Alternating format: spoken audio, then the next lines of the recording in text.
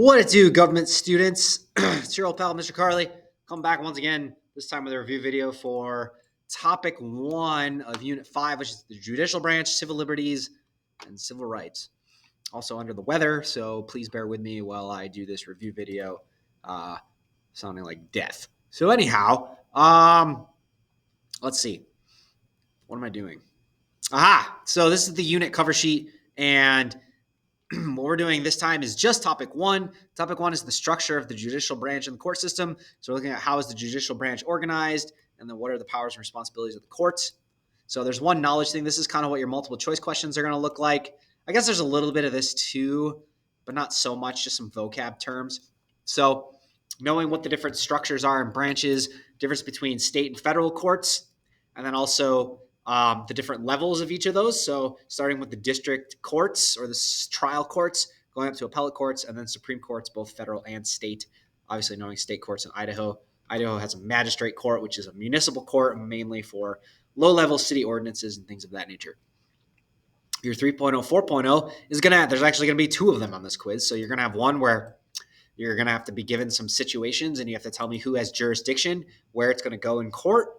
And then you're going to have a ruling where you have to tell me if it's originalist or living constitutionalist and why. So thinking about not so much the balancing test this time, that's more for looking at rights specifically, but this idea of textualism, restraint, originalism, intent, and living constitution / judicial activism.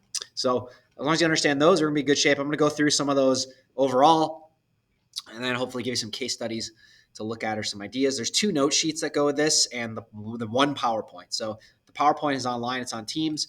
5.1B is what it technically is. It goes over the structure of the courts, goes through the levels, also has this nice graphic organizer, hopefully, that you used to identify where you're going to be in the courts.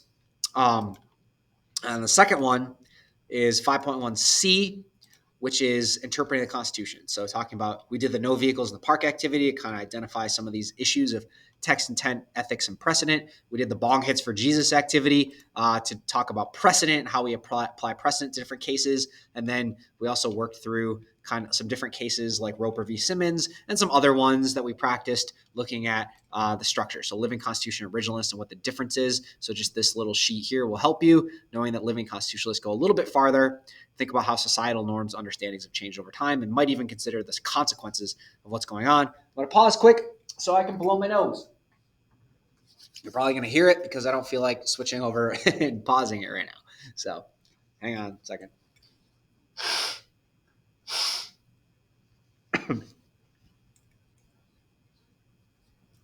All right, sincerest apologies. So first off, let's talk about the court system. This is the one I have in Teams, the version of what I have in Teams.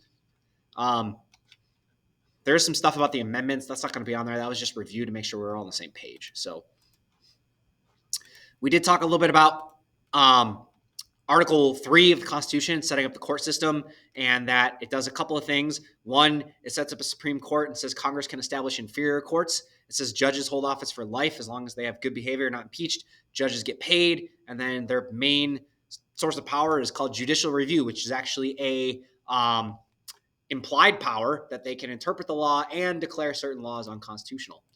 Types of laws aren't going to be on the test necessarily, but knowing that there's statutory laws which are passed by Congress, which govern most of society, administrative laws, which are rules that the executive branch makes, and then what we're talking about mostly this unit is constitutional law, supreme law of land that tells you what the rights of the people are, states' rights, duties, and limits of the government.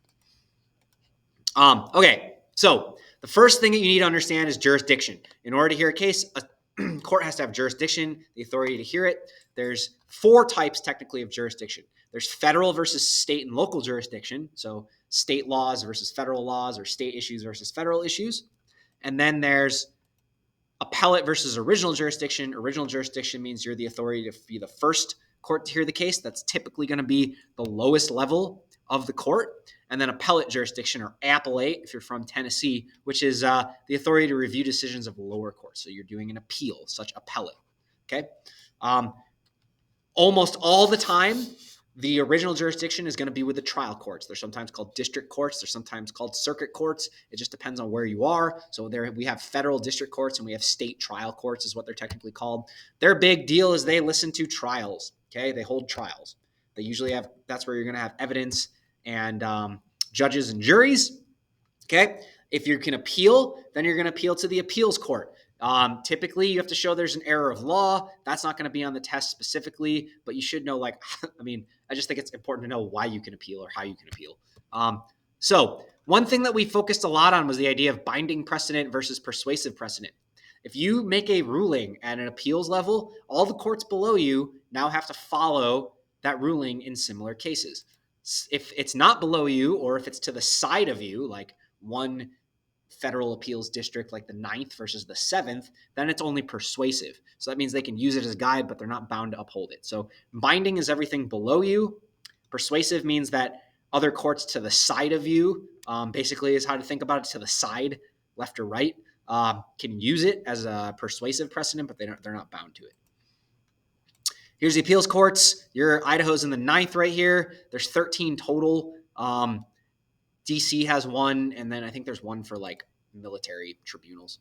Anyway, no juries or witnesses or any new evidence except in criminal cases, and then only lawyers appear before the judges to make arguments, and they decide if the issue is going to be upheld, reversed, or remanded, which means they tell the lower court to go back and reconsider, but use this new evidence. We don't care what you decide. We just want you to redo it and make sure you consider this specifically.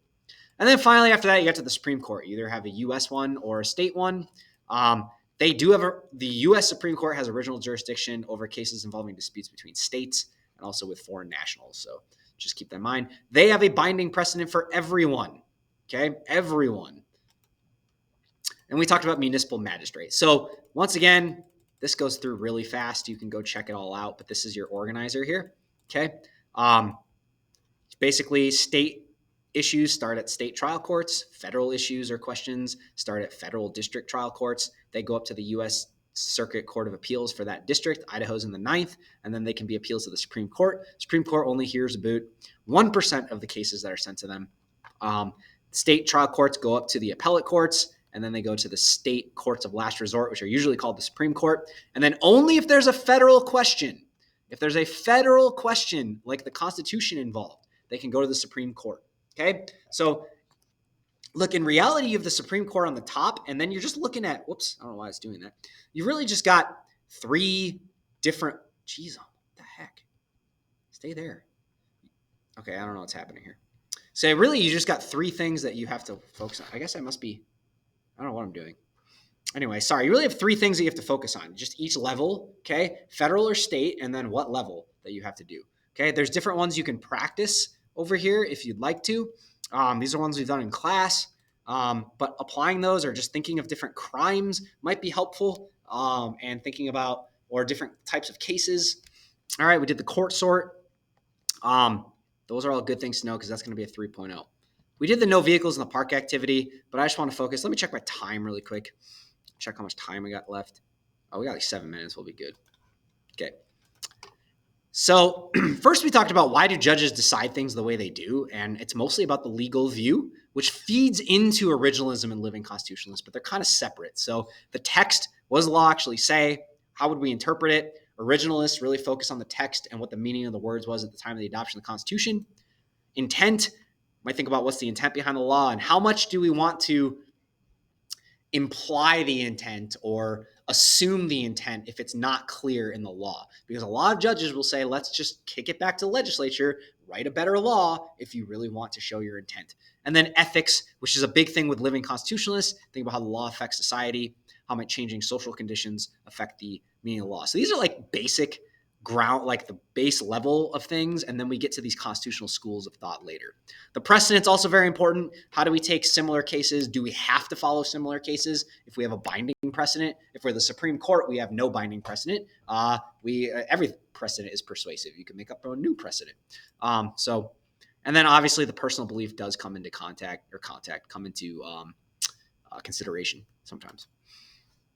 So I did this. I kind of went through this. Nobody's really a strict constructionist. Usually what you have with originalists is this original meaning textualism, which is defining words and phrases as they would have been defined during the time of their creation and sticking to what is stated in the text of the law. They might also consider the intent of the framers, and then they're going to consider precedent. So an example of this would be like interpreting the text of Article 2 presidential qualifications. You might have heard in the news, there's issues of like the current president wanting to maybe pursue a third term and doing that in a way that the way they've been talking about that is a way that would kind of think about the intent versus the text of the law. I can tell you more about that later if you want, but that would be something to think about. Living Constitution does all those things, considers the precedent, and then goes a little bit farther and says, think about ways that society has changed over time. How might that change the meaning of the Constitution? So think of different ethical lenses, and then also thinking about what's the impact of those things. So we did a practice with looking at the high school dress code and how do we look at that. We did various cases. We did the bong hits for Jesus activity. So really what we're looking for is can you take a specific situation, okay, like Roper v. Simmons, for example, and run it through this procedure? Or if I give you a decision, can you see what the how it represents originalism or living constitution? Hang on, let me pause and I'll come back and I'll do one with you so that you can see what that looks like. Hang on, I gotta pause because I gotta find an actual case. I don't want to do it real time. Okay, sorry, back with this. So here's a good one from 2008, DC versus Heller. We haven't talked a lot about the Second Amendment, so it's a good one. But basically, the District of Columbia, Washington, D.C., made it illegal to carry an unregistered firearm and prohibited the registration of handguns, though the chief of police could issue one-year licenses for handguns. The code also contained provisions that required owners of lawfully registered firearms to keep them unloaded and disassembled or bound by a trigger lock or other similar devices unless the firearms were located in a place of business or being used for legal recreational activities. So what this was basically doing was trying to get around the Second Amendment in a way and make it so like it wasn't that you can't own a gun, it's that you can't carry one anywhere and you can't disassemble it. You have to keep it disassembled and unloaded in your house. So like you basically, for all intents and purposes, can't have a handgun.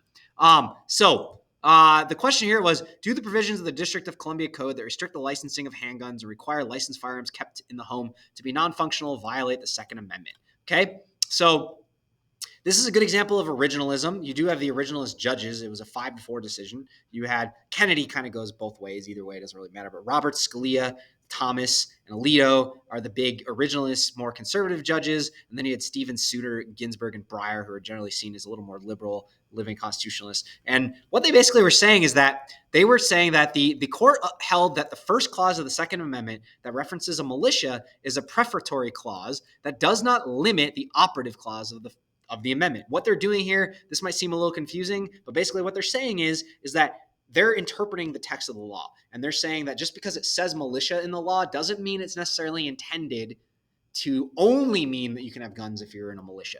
So they said the term militia should not be confined to those serving in the military because at the time the term referred to all able-bodied men who are capable of being called into service.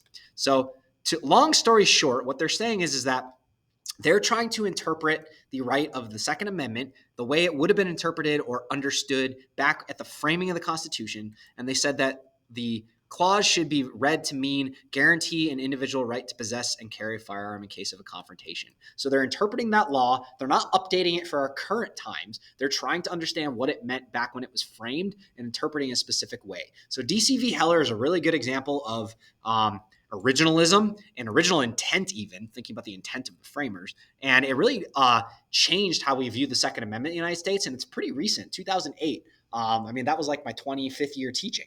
So not that long ago. And now we kind of understand officially the Second Amendment to mean the right to actually keep guns, not the right to have guns for being in a militia. So it's an interpretation amendment. So something like that. In fact, for you in a 3.0, I would probably give you the decision and say, this decision represents this perspective. Tell me how, or tell me why, something like that. So that's what we're looking at. If you have any questions, let me know. But that's an overview of the big concepts. There's a practice for you. Okay, explanation. If you need anything, send me an email. But I think you're going to be fine on this quiz. So we'll talk to you later. Please subscribe to my YouTube channel and make sure you smash that like button.